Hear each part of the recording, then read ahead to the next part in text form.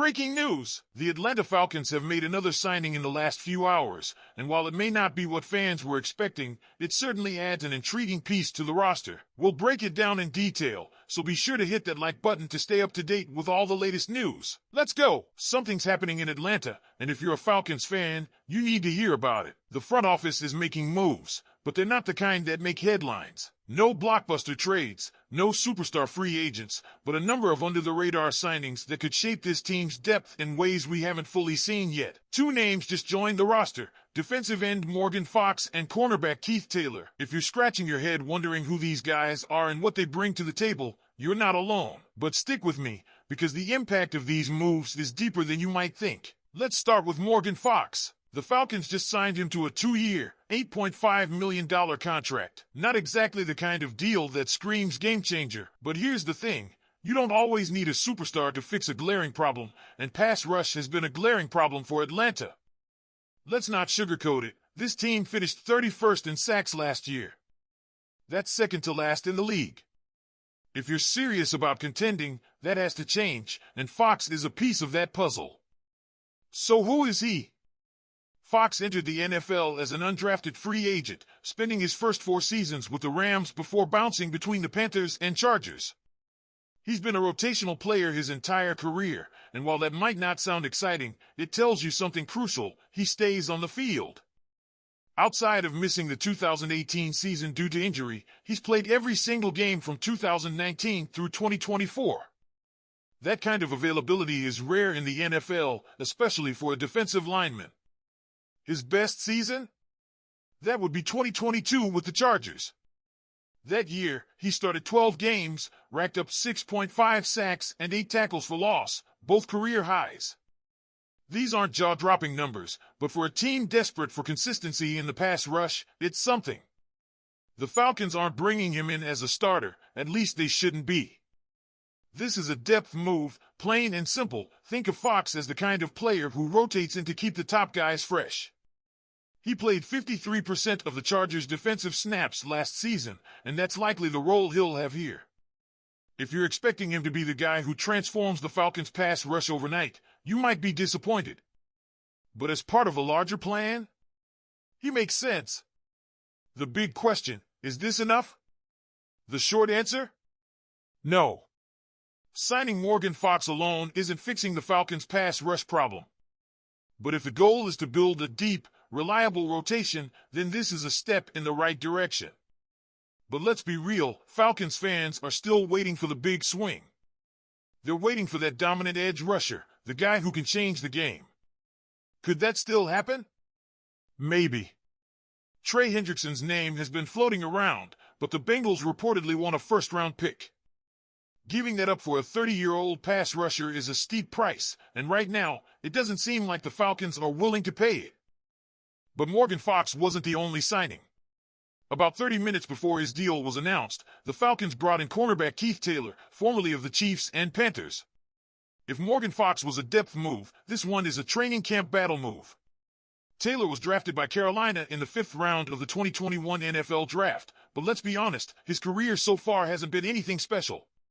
Last season with the Chiefs, he appeared in 11 games, recorded just 5 tackles, and never started. Before that, he spent 2 seasons with the Panthers, where his rookie year was his best, playing 41% of defensive snaps. Since then, his role has shrunk significantly. So why did the Falcons sign him? Well, take a look at the current cornerback room. After A.J. Terrell and Mike Hughes, the depth chart gets thin, really thin.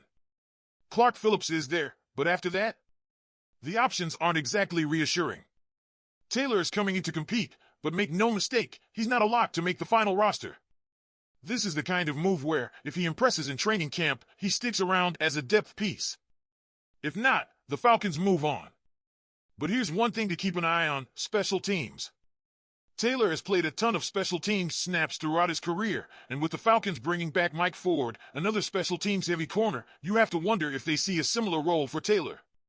So where do these moves leave Atlanta? To be blunt, in the same spot they were before, just with more bodies in key positions. Fox and Taylor aren't needle movers, but they're necessary depth pieces. And let's not ignore the bigger picture here. The Falcons are being calculated with their spending this offseason.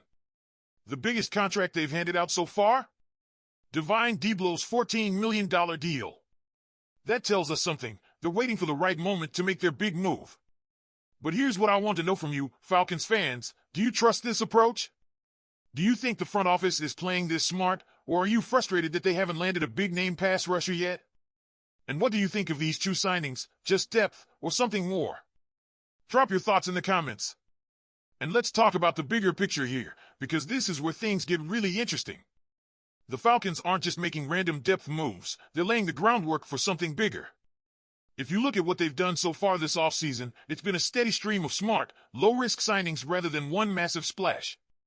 It almost feels like they're playing the long game, waiting for the right opportunity to strike. Think about it.